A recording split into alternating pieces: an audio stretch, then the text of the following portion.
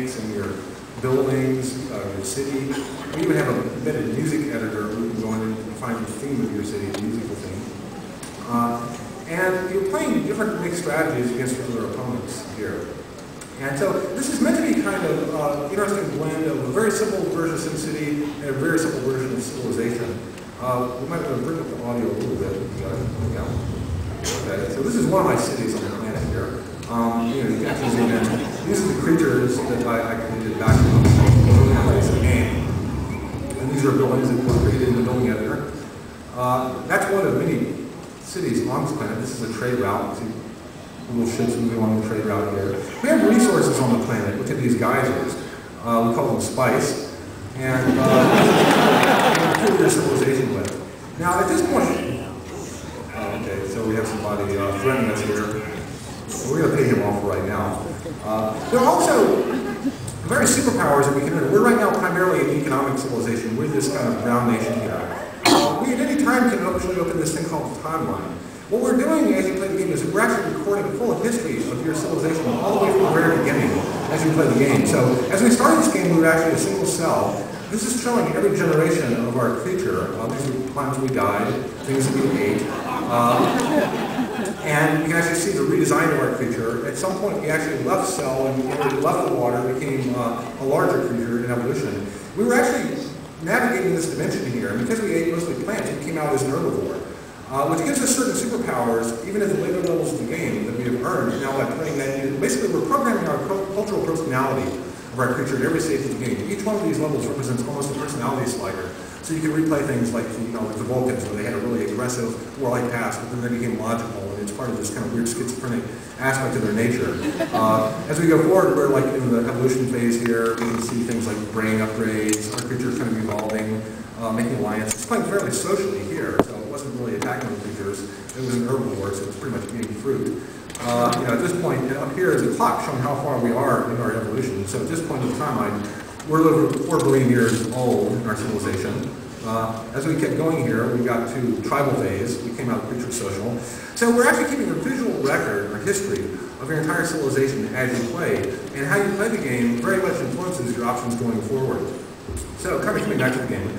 So because of that path that we took, we're a very strong economic civilization right now.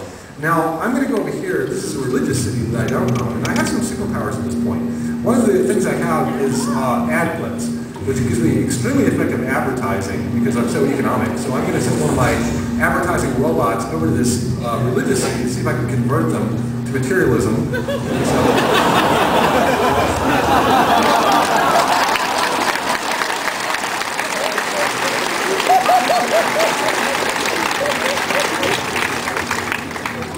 So this is a form of cultural warfare, really. We can conquer the entire planet without firing a single shot.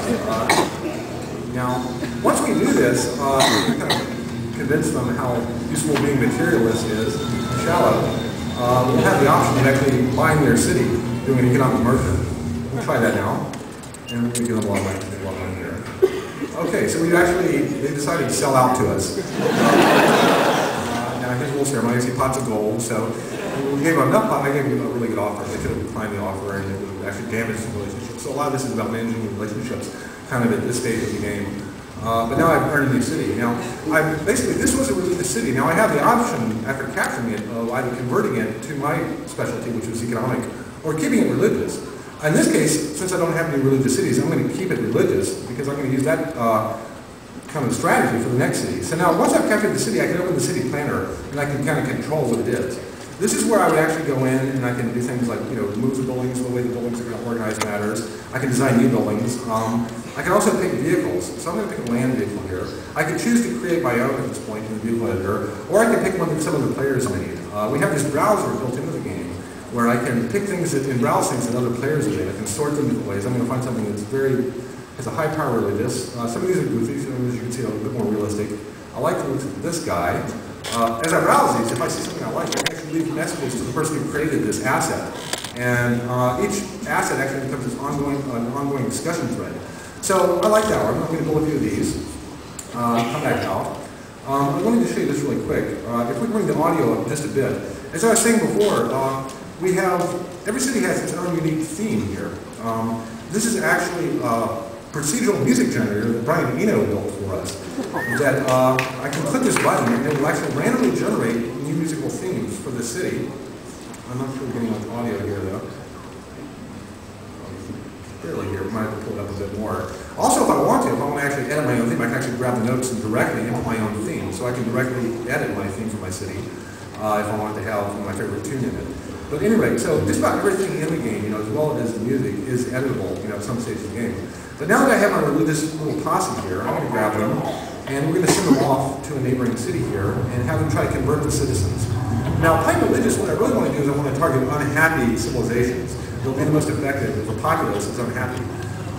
And I can convert them over to my kind of religious thinking here. So here come our vehicles, and they convert through a form of propaganda. We actually have these kind of holographic televangelists that pop up.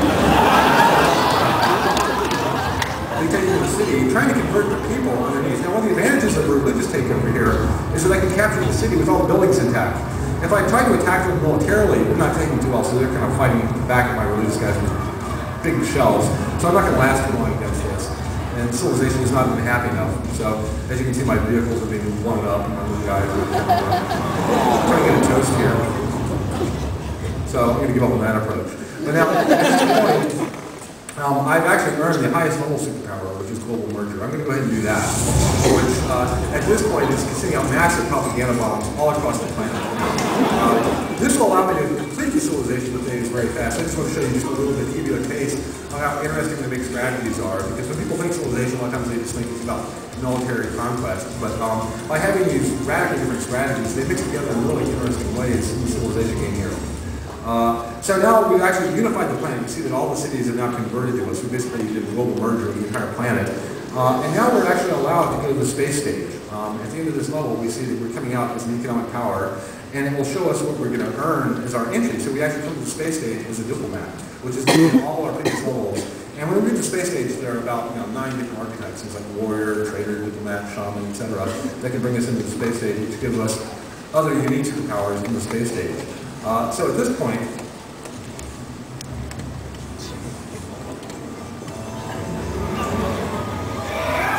we're now entering the space stage of the game. So our guys go into their little mission control center here, and it's actually up to us to build the first spacecraft. This will be one of the other editors we have in the game, which is the spacecraft editor. And again, it's amazing just like in a few mouse clicks how you can make something that's reasonably interesting looking. And something that would typically take a game professional several days, if not a couple weeks to make. And this is one of about 10 editors in game. Lights, blinky things. You never have rocket engines. There we go. Most of the parts are morphable, which is kind of interesting too. It's not just that number of parts, but every part has kind of interesting morph targets that take them in interesting directions. So there's a lot of stylistic variety built into the parts themselves, and it's actually kind of interesting how unique things can get when you start manipulating the parts.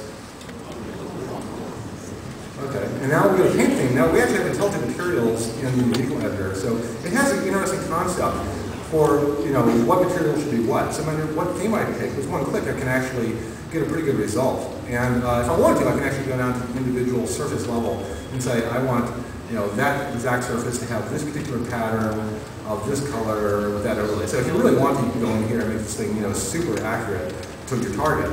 But we really want to have a one-click solution.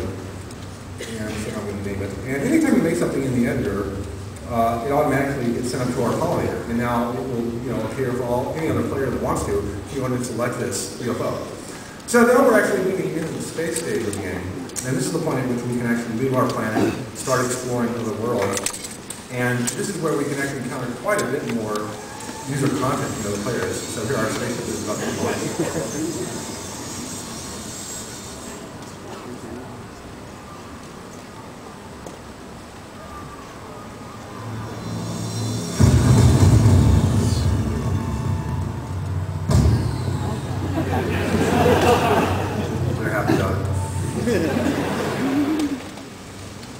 Now, at this point in the game, I can basically